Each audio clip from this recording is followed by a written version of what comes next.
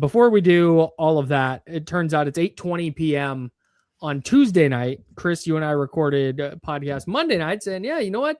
I'm Jed York. I'm heading to the Niners facility today, and we're pulling the media aside and saying, all right, hey, ask your questions. Let's get this out of the way. So nobody has to answer for me. That did not happen. Kyle Shanahan got asked, I believe I counted 8 questions about it in his press conference. A couple of the players got asked about it. And it seems like now the 49ers are trying to do a thing where they acknowledged and said, yep, this thing happened, and now we're flushing it like a bad loss. Yeah. So I think basically what's going to end up happening here is the Niners are just going to wait out the media and just hope that the media gets tired of asking questions and getting non-answers from them. And they're just going to say this has no effect on football. And I actually largely agree. Like, I don't think this Jed York thing is going to impact their season all that much unless it directly impacts Kyle Shanahan in some way. Sure. But you know, that's really the only thing that I think, the only way that this could impact the football product is if somehow Kyle Shanahan slides into some, you know, there's some weirdness behind the scenes between Shanahan and York or the organization or whatever. And I don't see any of that happening right now, but I do agree with Kyle Shanahan when he says this has no effect on our football team. It sounds like Jed York has been in Ohio for basically the entire summer anyway, which is a little bit odd. Who doesn't want because to? he's usually around. Like, you go to practices, you'll see Jed and his kids specifically, you know, running around the field. Or at least they have in years past. Haven't seen Jed, and I guess that would make sense since he's in Ohio. So I think the Niners are just going to hope this goes away, and you know, they're not going to answer any questions about it or mention it. They're not going to say that it has any impact on the season, on football, and they're just going to hope the media stops asking questions about it. We'll see if that works. We'll see if it's not a distraction as time goes on. I'm sure at some point there will be fewer questions about it. And maybe at some point down the road, Jed York will address reporters. So to take some of the onus off Kyle Shanahan and whoever else from answering questions about it. But yeah, the vibe today watching that press conference was doesn't impact football at all. My car accident doesn't impact football at all. Kyle Shanahan thought it was a joke that people would think that his car accident impacted the team, which is like, I kind of get what he's saying, but it's probably not the right wording. Like, if your football team doesn't have its head coach in full capacity, like that's gonna impact it. Yeah, man. When your football team, it thrives on the offensive genius of the head coach, and the head coach is like, yeah, watching film can't do it. Like, I think that matters a little, like a small amount. Yeah. I think in the context of I do think he's right in the context of like, oh man, the players are so worried about the head coach, they're just not going to be able to perform. Yeah, that's probably laughable. But in terms of like being able to watch film and game plan and lead meetings and do all that, like, yeah, I think that matters at least a little bit. Yeah. Some amount. Is it going to be the reason the 49ers win or lose the Super Bowl? No, but we're not talking about Super Bowls. We're talking about training camp. Yeah. And we're yeah, it's just given the nature of the crime and the way that it went down, like with the sting operation, like, you know, Jed York didn't harm anybody. And I think there's a certain, like, I think it would be unrealistic to assume that this never happens for NFL executives, players, whatever, right? Like, I think it would be pretty naive to just assume that this is like a completely foreign concept to everybody in the building. Sure. Right. So I don't think there's this like the same level of shock and awe from this inside the building that there might be out in the public.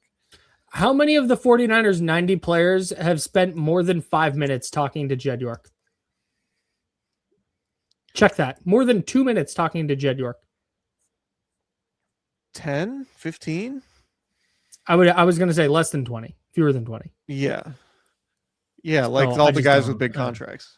Yeah, right. All the guys who have been here for a decade. Yeah. And like Mike Evans. Maybe not. Let's ask him. Mike, you spent a lot of time with Jed? All right. So the 49ers have their preseason finale against the Las Vegas Raiders on Thursday. And Kyle Shanahan said it's going to look a lot like week one in terms of the number of starters playing. I went through and counted. In week one, I believe 4 potential starters played for the 49ers, and they were all on defense. There was 1 on offense, 3 on defense.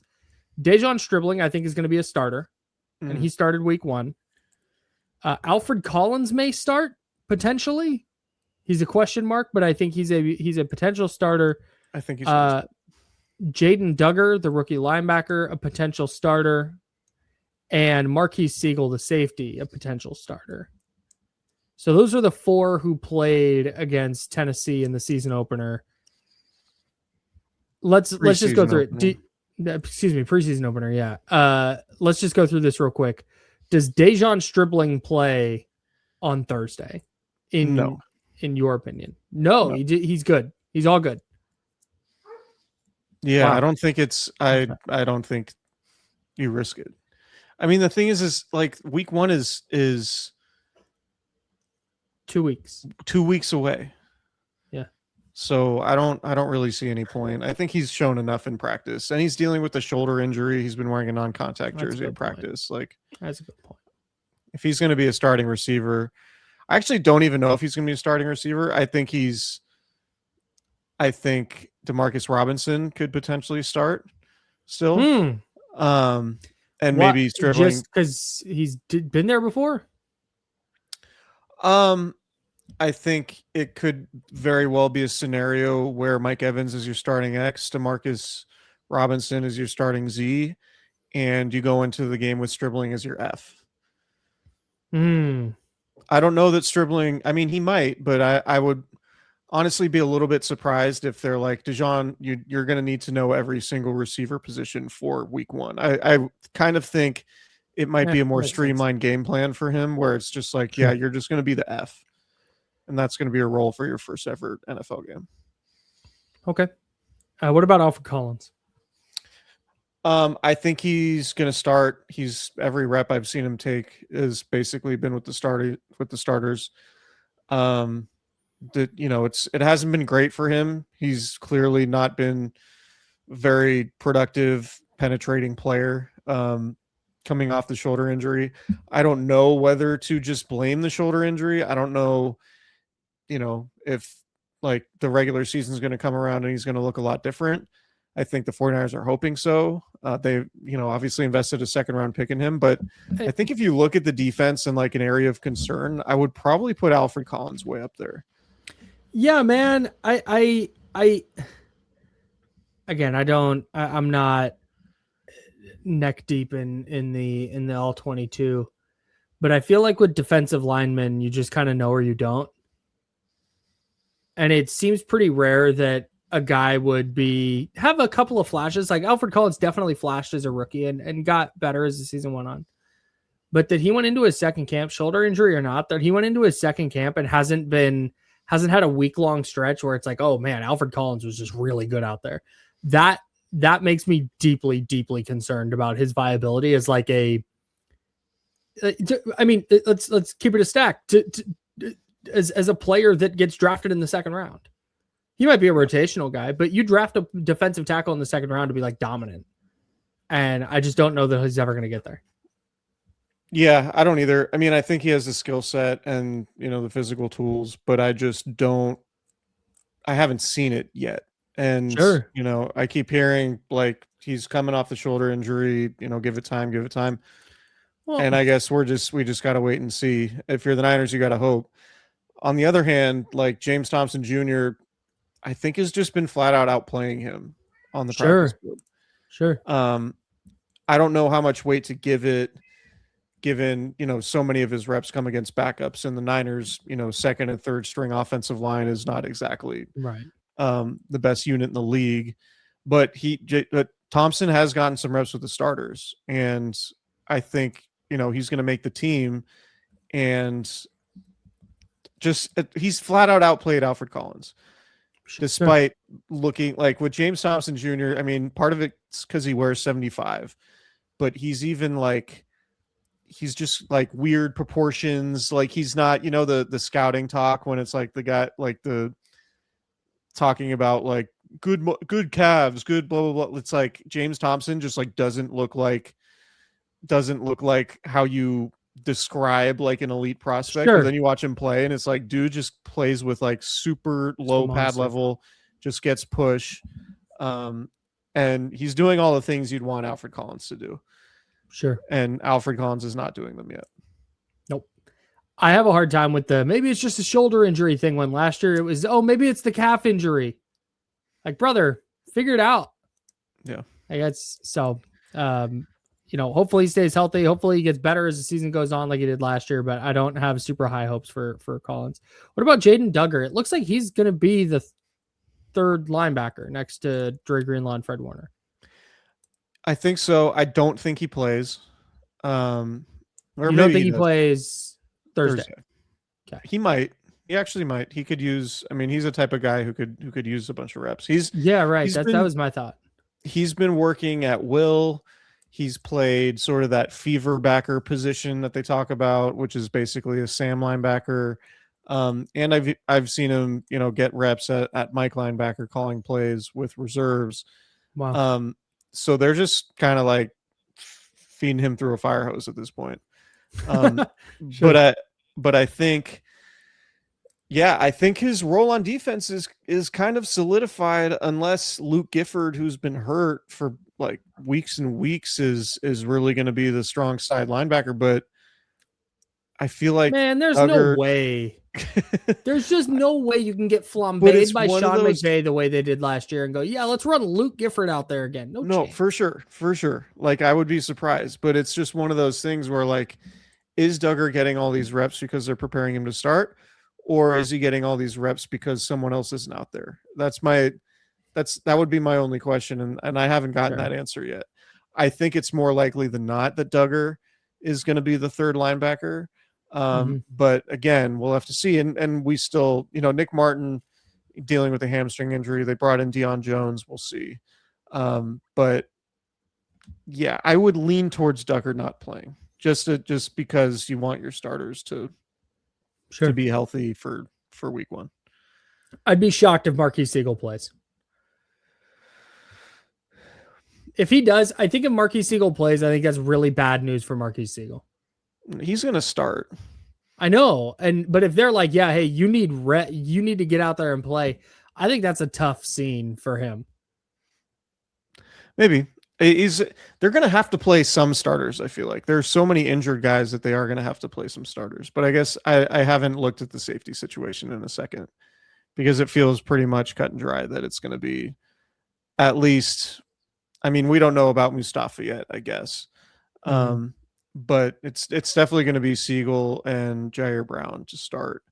And then after that, probably Saron Neal, I think, even though he's gotten cross-trained at corner a little bit, which I thought was kind of interesting. And Saron Neal didn't play any in the second preseason game, which was also kind of weird.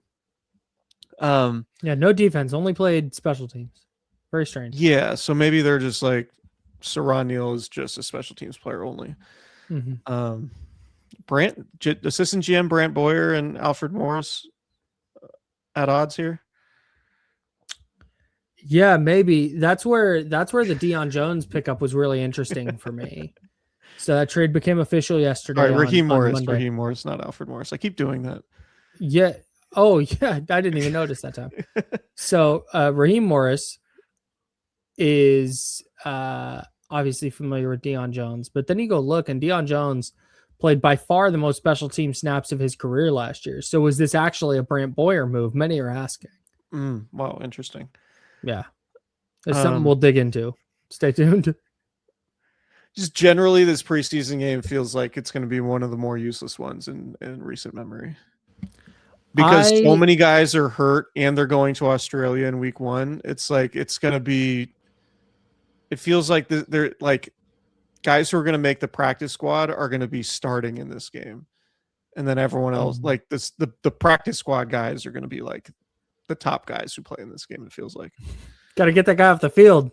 The practice squad. I feel like instead of a post-game pod on Thursday, we should talk about like the 5 movies we would have rather watched than whatever. No, I 'cause do then think. Here's an interesting then question. it'll just turn into me clowning you for the array of elite movies that you have not seen. Name one. Have you seen Godfather? Yes, You did see Godfather. I did. Okay. Have you seen Pulp Fiction? Goodfellas. I have seen Pulp Fiction. And you have seen Goodfellas? No. Okay.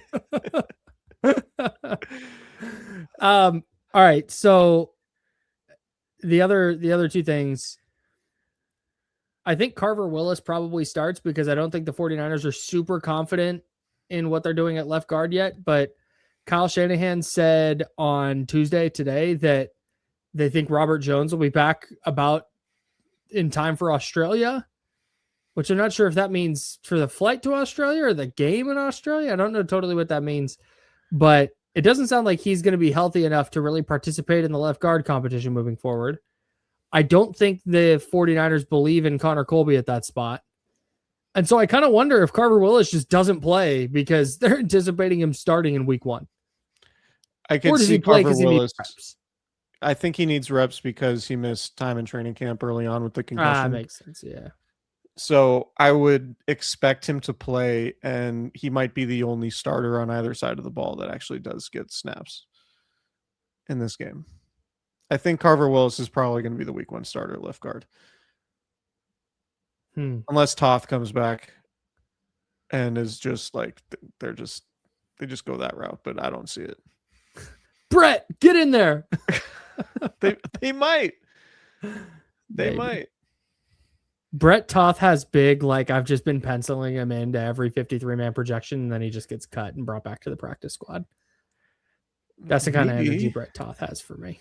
What about Vidarian Lowe? He's going on IR. Shanahan said today that Vidarian Lowe and Christian Kirk were... I have one more thing for the game, but we can talk about this since we're here. Kyle Shanahan said that Christian Kirk was an IR candidate. And Vidarian Lowe, he also confirmed was an IR candidate because the new rules, just to remind everybody, the new rules are at cut down time, you can place 2 players on IR with a return designation. They count towards your 8 players who come back off of IR, but they don't have to make the 53-man roster anymore. So the 49ers could conceivably put both of those players on IR, slap return designations on them, and not have to worry about their spot on the 53-man roster. So is Austin Pleasance the swing tackle, even though he's not healthy and might return to practice next week? Is that the plan? I would assume so. It's Connor Colby's played a little swing tackle? It's not going to be Enrique Cruz. It's not. Sure the not. Swing tackle position is a little bit in flux. I think there's a lot of eggs in the Austin Pleasance basket at the moment. Yeah, which is fine. Dom Pooney played some left tackle if he's healthy. Get Dom Pooney out there. He's also not healthy. That's fine. He'll be fine. It's only Myles Garrett. It's cool. It's fine. Does Brandon Parker make the squad? Don't even worry about it. God, maybe. The offensive line depth. I mean, I feel like no team in the NFL has offensive line depth, but the offensive line depth for the Niners might be a big problem. Yeah, I feel like you could have 5 players you feel really good about, and then a swing tackle who's good, or this just do everything interior lineman who's good. And if he has to play and start, you feel okay about it. With the Niners, like, oh. Yeah. Just, you got to hope everyone stays healthy. Yeah. Can I ask one more thing about the game? Sure. Do both Kalen Black and Jordan James play? Or does just Jordan James play? Or do they both get a series just to get the reps and get them out of there? What do you think the plan is there? Because to me, it really sounds like from all the reports coming from camp and from what you've said, is that Kalen Black and Jordan James, if we were scoring them right now, are probably pretty similar. And maybe they'll both work in as Christian McCaffrey relievers through the course of the year. If I were to guess what's going to happen, my guess would be that Kalen Black does not play and Jordan James does play. And Jordan James gets maybe 2 series. That would be my guess. I think Kalen Black is pretty clearly the number 2. Yeah, I would agree right now. So I don't think you need to play Kalen Black at this point. I think they've seen enough from him in practice recently where it's been like, all right, let's like. That's huge considering he's the 3rd round rookie who was overdrafted. Do you think the Niners take that into account where they picked him against a consensus big board and how that impacts his readiness? This could be, I mean, I don't want to get out of our skis because the season hasn't started yet, but we should probably revisit the post-draft analysis of this class, because I feel better about this 49ers draft class after watching it at practice for the last few weeks and in the preseason than I have maybe since going back to 2019. Yeah, sure. 2 things. We're in lockstep on this. I totally agree with you. I'm going to just throw the wet blanket of reality on here. 1, it's not going away because there are entire people whose livelihoods and identities are entrenched in post-draft analysis. Sure. It's never going to go away. 2, what people will tell you, the consensus big board folks, is they will tell you that, well, history still says, the large portion of draft picks in history still say when you reach, it's not going to work. Okay, the 49ers had a couple of work, but that doesn't mean that you just do away with this. That just means that those are outliers. In fact, there are exceptions that prove the rule. I'm only more staunch in the consensus big board in my belief in it now. That's how that would go. So there would be no discourse change. What you're going to get from me, though, because I made an ass of myself on this very podcast, you're going to get this from me. 49ers, day 1 of the draft last year. Excuse me, this year. They picked 28th or wherever they're going to pick, and they reached, quote unquote, could have gotten that guy in the middle of the 3rd round. And I'm going to get on the pod and I'm going to go, I have no thoughts. I have no opinions. That's not even speed guy. Nice. That's not what I'm talking about, though. I'm just saying, like, people were talking about so adamant that they were picking these like terrible players and making these ridiculous reaches, when it was very clear that anyone really outside of the top 15, like the top 15, 16, 17 to like 50 or 60, was all just like lumped together and just kind of like eye of the beholder.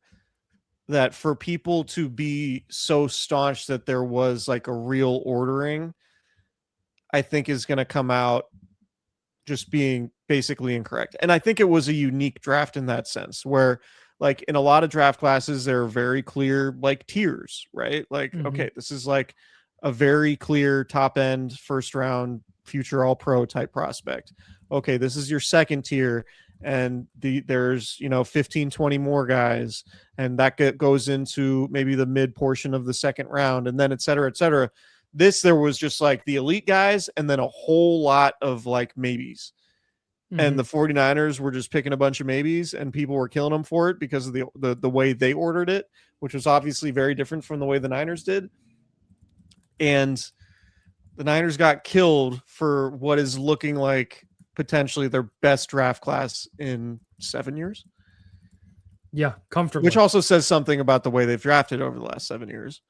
But I mean, it's looking like basically everybody, with the exception of Enrique Cruz, is going to be like a starter and or contributor like from the jump.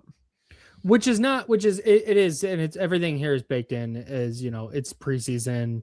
Yeah. Got to see these guys in a real game, et cetera, et cetera. But at the same time, if we're just matching this draft class up against the 25 draft class and the 24 draft class and 23 and 22 and 21, at this point of the year, it's irregular in terms of, oh wow, feel really good about this guy, feel really good about that guy. You feel good about 4 or 5 guys in this class. I haven't felt good about 4 or 5 49ers draft picks total over the last 7 years, so Right. it is Like different. going back to this point in other drafts, it was never like, oh man, Cam Latu just lighting it up on the practice field. Right. You know what I mean? Like it wasn't, it was like, yeah, I guess I kind of see it with Ty Davis Price, maybe like, he looks the part a little bit, or Trey Sermon or whatever. It's like, no, like we've seen it. Like Kalen Black can go. Like we already know that he can go, and we know DeJon Stribling can go, and we've seen Grayson Halton go. Ephesians Prysock is like, I would be honestly really surprised if Ephesians Prysock is not a good starting corner by the end of next season. Wow. Like he has so much length and athleticism, and he's like, just nobody's completing passes on him with any regularity in practice.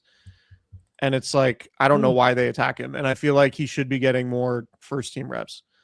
But he hasn't because of Jack Jones, basically. But, like I am very optimistic about what I've seen from this draft class so far. Yep. Same. Do you know what else I'm optimistic about? I have an idea. If you give me, I'm gonna. There vamp. we go. Okay. Yeah, man. No, I'm optimistic about lamb chops at sglambchops.com. That's what I'm optimistic about. Yeah, sglambchops.com, promo code Candlestick20 to save 20% off of your order. Man, I got these mesh Dia de los Muertos shorts last week. Been wearing them a bunch. I honestly can't wear them enough. They've been washed like 4 times already.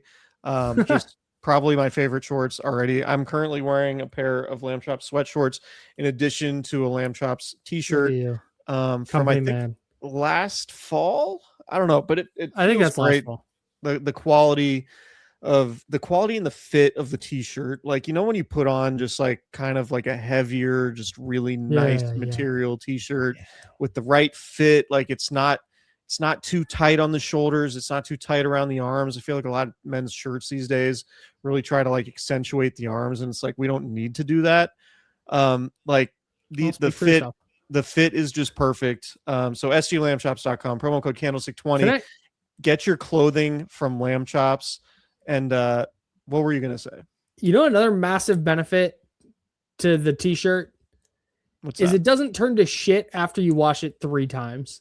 Yeah. Sorry for cursing on your guys' ad, Jordan and Craig. We love you guys, but it doesn't go to heck after 2 washes, which is something I find with a lot of my t-shirts. Yeah. But I could wash a Lamb Chops t-shirt 40 times and not a problem. It's true. And included in that is the Candlestick Chronicles merchandise. We got t-shirts, we got hoodies, we got the subtle CC logo on the front and the Candlestick Chronicles full word mark and the Lamb Chops logo on the back. Check it out. The t-shirt has a nice little heather to it. You can kind of see it on the website a little bit, but you got to get it in hand to experience the material. Just really, really great feeling shirt. Really enjoy wearing it. Going to wear it to a lot of 49ers games and practices this season. sglambchops.com, promo code Candlestick20, save 20% off your order. Throw Candlestick in the search bar for our merchandise. Lamb Chops, join the herd. All right, we got a little update on Nick Bosa today from Kyle Shanahan.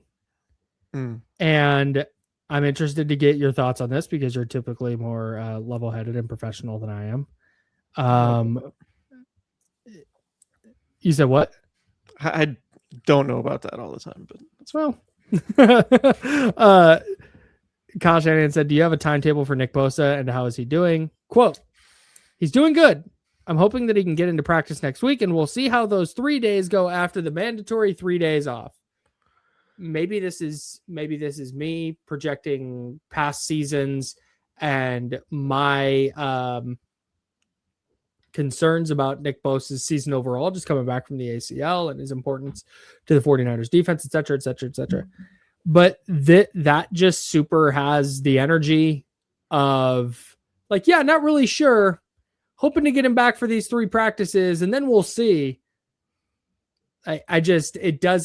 Something doesn't feel right to me on this, but I'm self-aware enough to know that maybe that's a me problem. Sure. So what I think is interesting from that is Shanahan saying that there are going to be 3 practices before Australia. That's what he said, right? Yeah. So they're basically leaving. So they're leaving The Wednesday. 3rd. Yeah. So they're leaving Wednesday night, and that means That's the practice. 2nd. Sorry. So they're going to practice Monday, Tuesday, Wednesday before getting on the plane, which is interesting. Oh, yeah, right. Because that's a lot of work. That's getting a lot of work in before getting on a plane, and then getting to Australia, acclimating for a few days, then having your practice week next week for the game. Yeah, I would be really curious to see if Nick Bosa participates in practice next week. I kind of think like what year was it? 2022? No, yeah, 2022 when Nick Bosa got the new contract. 23. It was because they beat the shit out of the Steelers. Yeah, that's right. Drake Jackson 3 sacks in that game. Nick Bosa only got what he reported to practice the Wednesday, or he signed his contract the Wednesday before that game, and then he got 3 practices in. Yep. And he clearly wasn't like himself early in that season, and obviously he wasn't like a bad player, but I kind of think that the Niners would like Nick Bosa to kind of do the George Kittle thing and just like get out there in pads and do some individual stuff during practice. And then when he gets to Australia, like be a more active participant in practice. So we'll see. That I think is the path, but it could vary. I could definitely see a scenario where it's like, yeah, we just left Nick Bosa in California for week 2. Like it seems. Sure. It seems like it's kind of going that way. Like, yeah, hope to get him back, and then we'll see how it goes. Like, oh man, that just doesn't sound great to me. But so Friday, Saturday, Sunday, that's a mandatory 3 days off. Monday, Tuesday, Wednesday, they'll practice in the morning. I just gotta imagine they leave Wednesday night. Acclimation day Thursday, acclimation day Friday, bonus practice Saturday is what I imagine we'll see. Is they just get out there and run around a little bit. And then you start, because it's the early week, you would start your week of practice on Monday. So maybe you get 3 days off. Thursday, Friday, Saturday, and then you get the bonus practice Sunday, and then your regular week fires up 7, 8, 9, Monday, Tuesday, Wednesday. Yeah. Yeah, I think. Is that how it usually goes? You get an injury report on Wednesday? Yeah. First injury. Oh, yeah, because you play Thursday, Sunday. Friday. That's right. Yeah, that's right. So, yeah, we'll see. I think the Niners are, if they have practice next week, which it sounds like they will, they're going to have to allow reporters to take attendance. And so we'll see if Nick Bosa ends up being out there. There's not going to be an injury report on the practices next week. So it could be Nick Bosa is like doing a dynamic warm up in the weight room somewhere while the team stretches. And then by the time reporters are kicked off the field, Nick Bosa comes out. So I don't know. It is very much up in the air. I would not be surprised at all, though, if Nick Bosa's tendonitis is to the point where they're just like, yeah, we'll see you week 2. Stay home, continue rehabbing, and they'll just play the Rams. Like, the Niners really want to win this game, but like, I think they're kind of just resigned to the fact that like this is just a really tough spot, given the injuries they're dealing with. Given like they're kind of resigned to the fact that like, yeah, we're not really feeling like we need to risk all these dudes for one game, given we're flying a combined 40 hours to the Southern Hemisphere to play this. Like, well, so are the Rams. It's a tough spot for the Rams too. No, I understand that. I'm just talking about like Nick Bosa and George Kittle. Like, I don't think the Niners are viewing this as like a must-win game where they need to put all their chips in and risk their best players. Like, they obviously want to win, but like, I don't know. Would you play George Kittle and risk him if you didn't have any certainty that he would be 100% in this game? Because I would not. No. No. If I'm not 100% sure. No, but that's the other thing. It's not a playoff. You're not 100%. You're not 100%. What? Really? Yeah. No. if you're not 100% sure anyone's going to be healthy, you can't even guarantee anybody's going to be alive on Sunday. Sure. Okay. So if it's literally just a matter of, well, we don't want George to get hurt, like, all right, well, he's got to play eventually.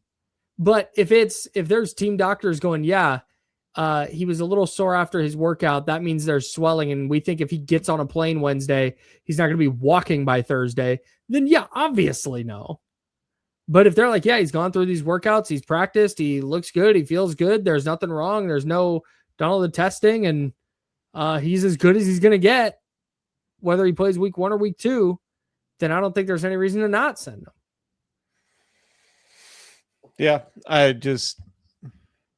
think the plane ride is an insane thing to ask these players to do, healthy or not. Like, I think it's completely crazy that the Niners are going to have been on a plane 40 hours over a week span to play one football game to start, like a regular season game to start the season. But, whatever.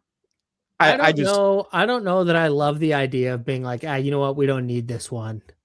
Like that. I'm not saying that. Tough. I'm just saying, like, keep the big picture in mind. Like, you're going to push Nick Bosa to play if his knee hurts and deal with this. No, right. That's what I'm saying. Like, soreness and inflammation and all that stuff is amplified by being in a metal tube at 40,000 feet for any amount of time, let alone 18 hours. Totally. Yes. That's all I'm saying. I'm not saying they're punting on the game. I'm saying they're going into this thinking about the season as a whole and not approaching this like we got to win this game or else our season's in the toilet. Like, I don't think. I mean, the first 3 weeks are basically preseason anyway, right? I mean, season doesn't start till October. I'm circling that Broncos game. What's the other thing? Oh, Curtis Rourke. We're going deep on the roster today. Mm-hmm. Kyle Shanahan confirmed he had 3 broken ribs. Hope is to get him back in practice after the game Thursday. Is it just Adrian Martinez's game? 4 quarters? I would assume so. Oh, honestly. But you have to suit up another quarterback, right? Does Mac Jones put a uniform on just in case Adrian Martinez rolls an ankle or something? Probably. Or is it Kyle Juszczyk time? No. Probably. No. So in terms of Curtis Rourke, I kind of think they roster him. Yeah, I think they have to. Yeah, they roster him even if he's not healthy for the first couple weeks. And then they just promote Adrian Martinez from the practice squad to be the emergency quarterback. Mm-hmm. To me, that's what makes the most sense. And because I don't think anybody's picking up Adrian Martinez. Like, I don't think anyone's signing him. And if they do, then, you'll go get another quarterback. Adrian Martinez has not played well enough to be this like untouchable practice squad guy. Mm-hmm. But I think if they try to get Curtis Rourke to the practice squad, I think he would absolutely get picked up. And I think they like him enough to want to keep him around. Even, like they'll wait for him to get healthy off these ribs and then, be the third string quarterback going forward. And then the second string quarterback whenever Mac Jones moves on, whether that's a midseason trade or in the offseason. I think that's absolutely their. Oh, here we go. Categories. I think it's absolutely. You got it. It's food time. Then we're going to start yelling a lot on the podcast. So we just had to feed them. So shout out to Bluetooth pet feeders, by the way. Hit a button on my phone and food comes out in their bowls. It's awesome.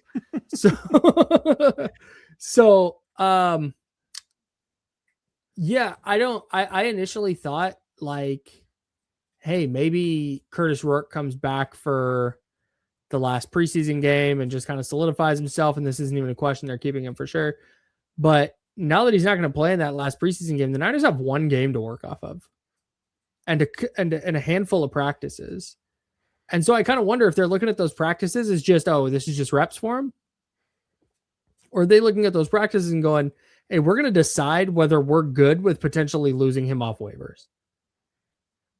But then again, on the other hand, as I argue with myself here, I don't know that there's anybody you would leave off the roster instead of, or would rather have on the roster than Curtis Rourke when it comes down to it. Yeah. I think Curtis Rourke in the future is a potentially valuable player. I think you're probably right. Yeah, I think they've seen enough from him. Like, I think Curtis Rourke is kind of to the point where nothing that could have happened in this preseason game or practices that he's missed would have changed their opinion on him.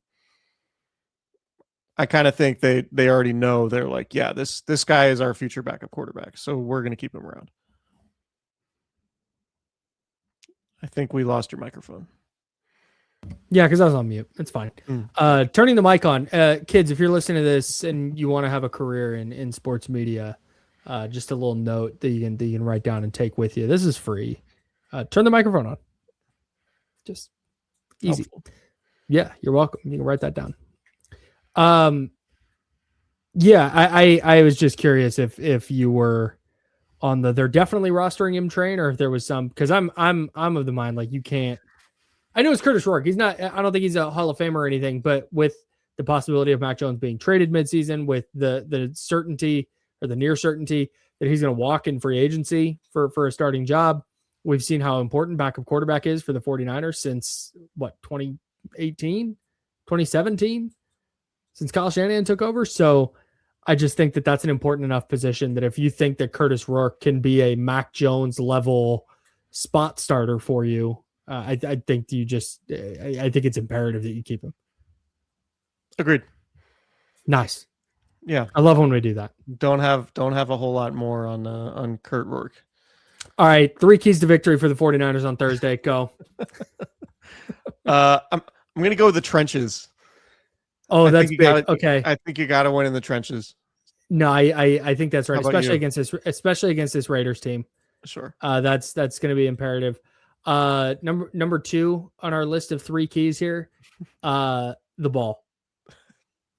Sure. I mean, everybody knows it's all about the ball. When you have it, keep it. When you don't have it, take it away. Nice. Rack it up. And what's our last one? I'm gonna go. Actually, no, I'm gonna go red area. Oh, that's a big one. That's a big one. I was gonna say third down, but I think points are gonna be at a premium. Yep. Points are going to be at a premium, which means the red area is going to be super important.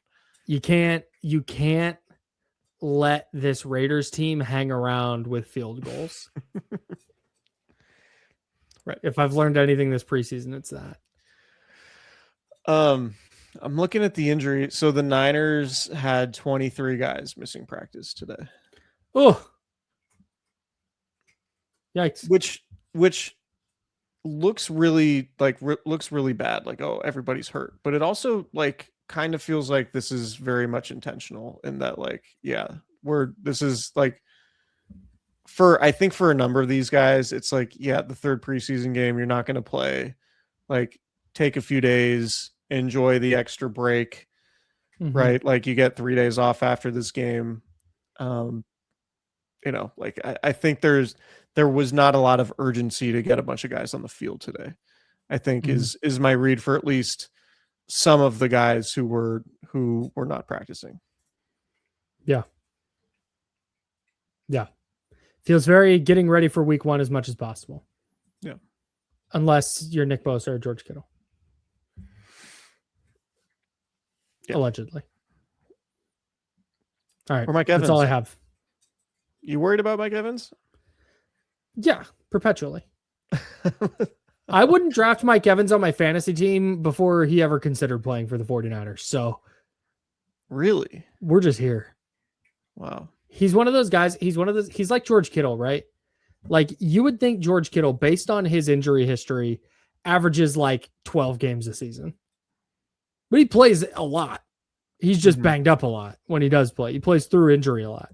And that is, I feel like Mike Evans every year, he's just on the injury report. He's always questionable with a hamstring, and then he plays and he has 110 yards and 2 touchdowns. Like, God, Mike Evans a beast.